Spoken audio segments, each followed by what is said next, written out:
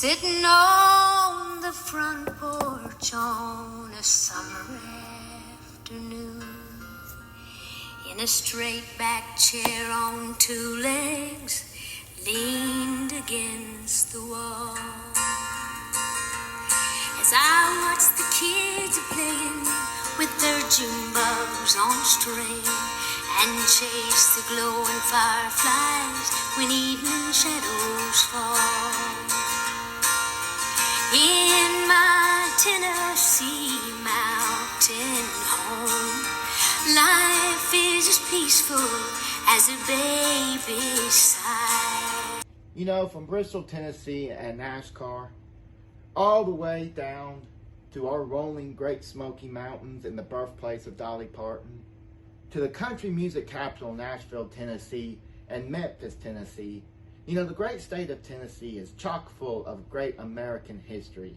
And here on our series, Our Home Tennessee, we're going to dive in and take a look at some of Tennessee's rich, amazing history. So let's just grab a chair, sit back, and let's take a look at the great state of Tennessee. This is Our Home Tennessee.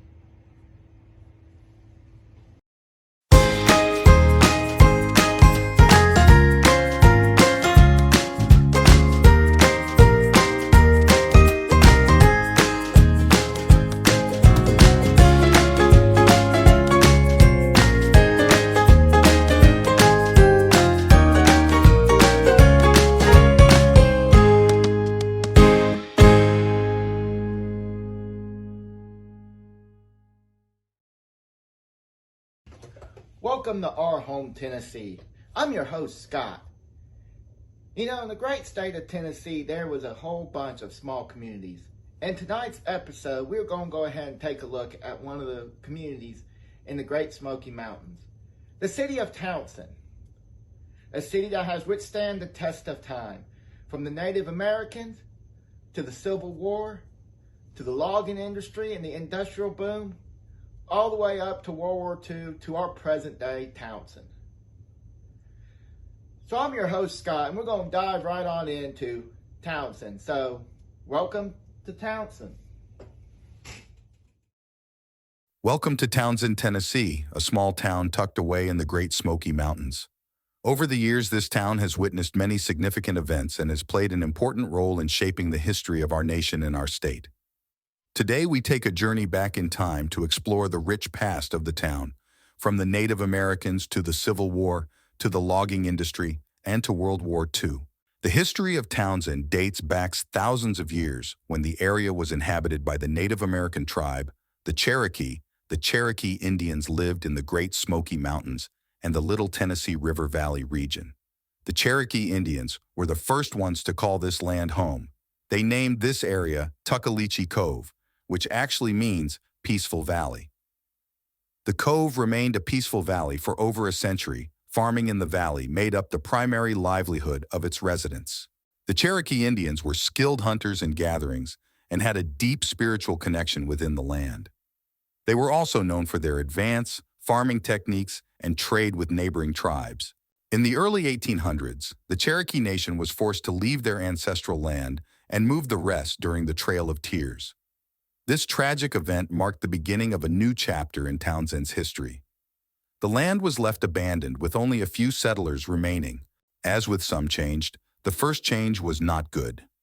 Townsend was deeply affected by the Civil War. The area was heavily within supporting the Union and other supporting the Confederacy. In 1863, the Battle of Tuckaleechee Cove was fought in Townsend, leaving a lasting impact on the town and its people. The Battle of Tuckaleechee Cove was fought November 18, 1863, when Union forces attempted to disrupt Confederate supply lines.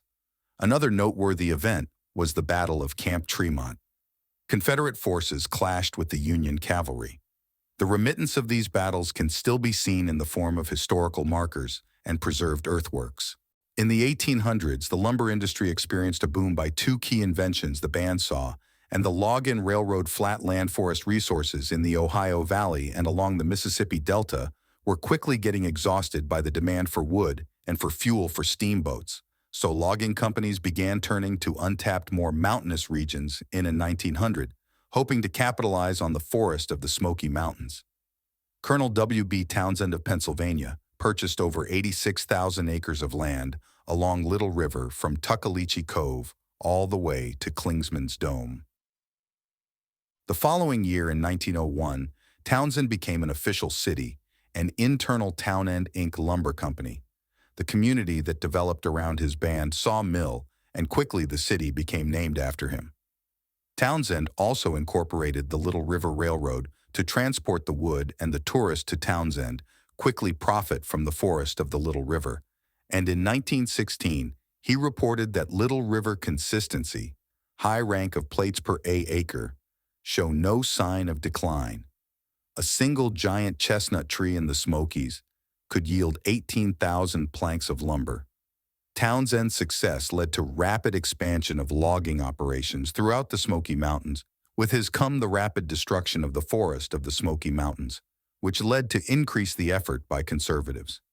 To halt the logging operations, Cole Townsend originally opposed the idea, but he ended up selling at a base price of 76,000 acres of his Little River lumber tract. Townsend lived in Elkmont and a historic Swiss-style home he called Spindletop, where he would die in 1936. It was predicted that the loss of the lumber industry would doom the city of Townsend to prose and tourism as a result of the final, and contributed to the area's economy. Even though the Appalachian Club burned 1932 and historic Wonderland Hotel at Elkmont collapsed in 2005, it is still a tourist attraction. By 1924, prominent local businessmen and others created the Great Smoky Mountains Conservation Association.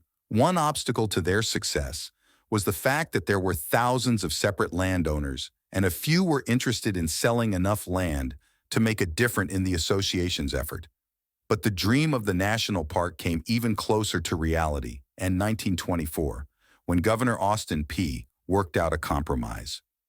Townsend sold the state of Tennessee and the city of Knoxville options on his land, retaining the rights to it for 15 more years.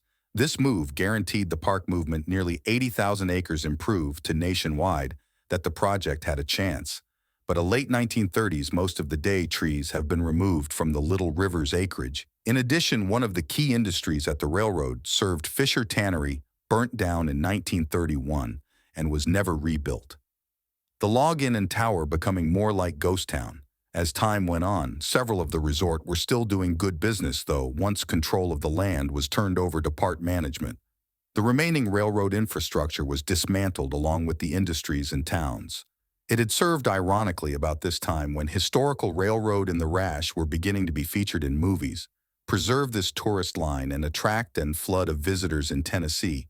The railroad is apparently too closely associated in people's mind with the logging industry, so that spunky rail line that first brought national in the large tourism of the Smokies could not be eradicated quick enough. In 1920s and the early 30s, Townsend became a popular summer vacation spot for families looking to escape the heat of the city's Cades Cove, a lush valley within the park, attractive, many tourists, and stunning views and abundant wildlife. The local economy was further boosted by the CCC, the Civilian Conservation Corps, a government program created to provide jobs and build infrastructure in the rural areas. The CCC, consisting mostly of men 18 to 25 years of age, set up camps in each state to house the men.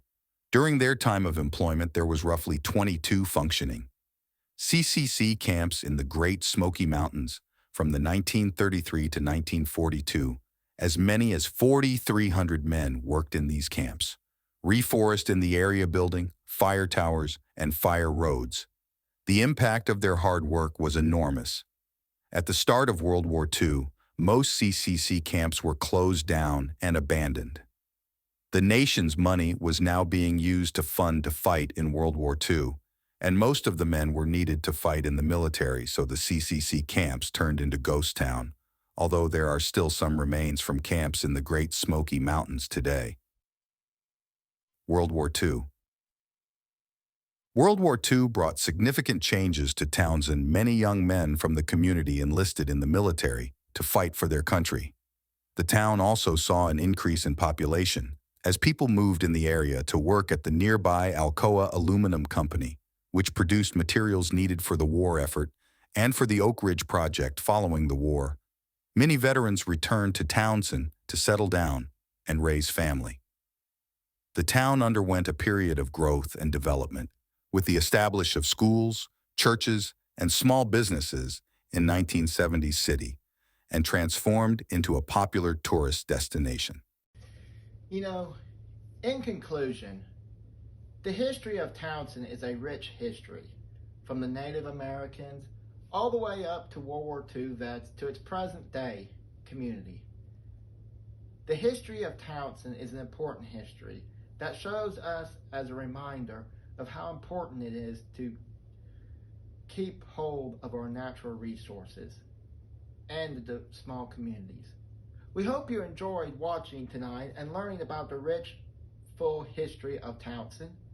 And we hope you check out the city of Townsend and can visit many of the museums and visitor centers in Townsend, from the Heritage Center to the Little River Railroad and Lumber Company Museum and more. I'm your host, Scott, and you are watching Our Home, Tennessee.